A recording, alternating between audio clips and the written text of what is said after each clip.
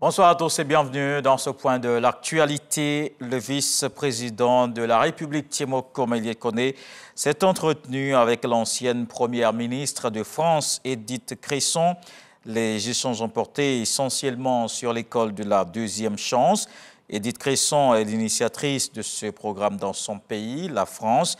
Alors qu'elle était première ministre, la Côte d'Ivoire lui a présenté son modèle. Elle assure que le pays peut compter sur son accompagnement.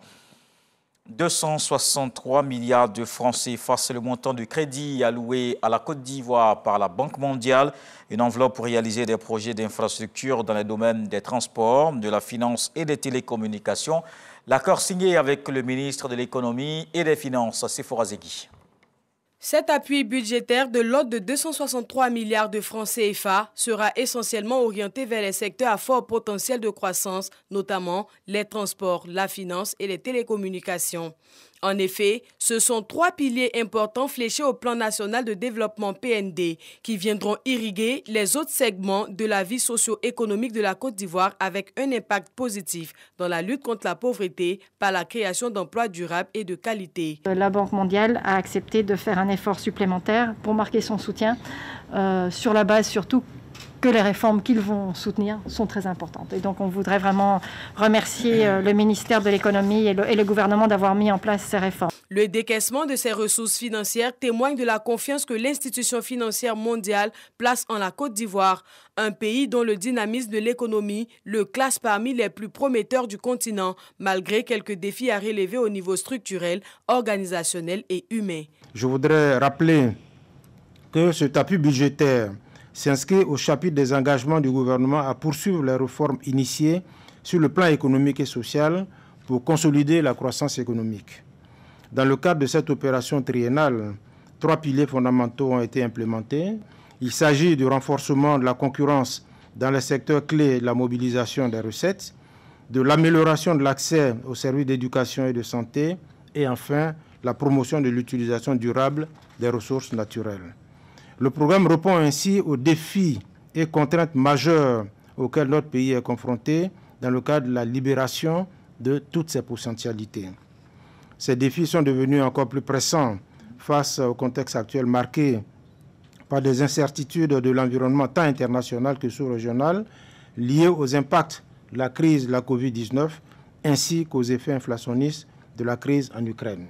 En attendant la présentation officielle de cet important document, le gouvernement continuera d'œuvrer au renforcement du partenariat avec la banque. Tout en saluant les efforts déjà consentis en faveur de la Côte d'Ivoire, le ministre de l'Économie et des Finances appelle à la poursuite et au renforcement de cette coopération bilatérale agissant avec la Banque mondiale. Un nouveau cadrage macroéconomique est d'ailleurs en consolidation.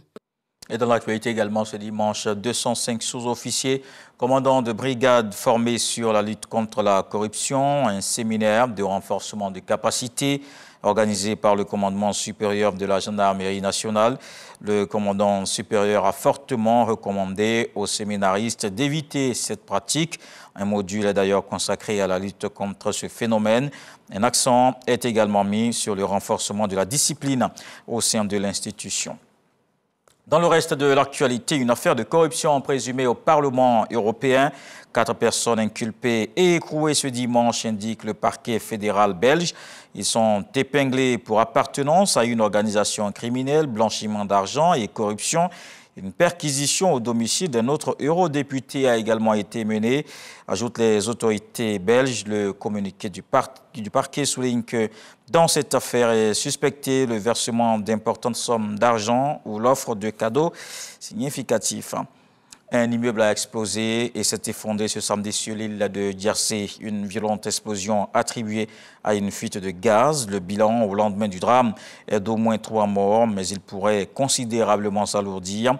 Les secours ont indiqué ce dimanche qu'ils ne s'attendaient plus à retrouver des survivants sous les décombres de l'immeuble. Une douzaine de personnes sont toujours portées disparues. Le président turc Recep Tayyip Erdogan a affirmé à son homologue russe Vladimir Poutine la nécessité de nettoyer le nord de la Syrie.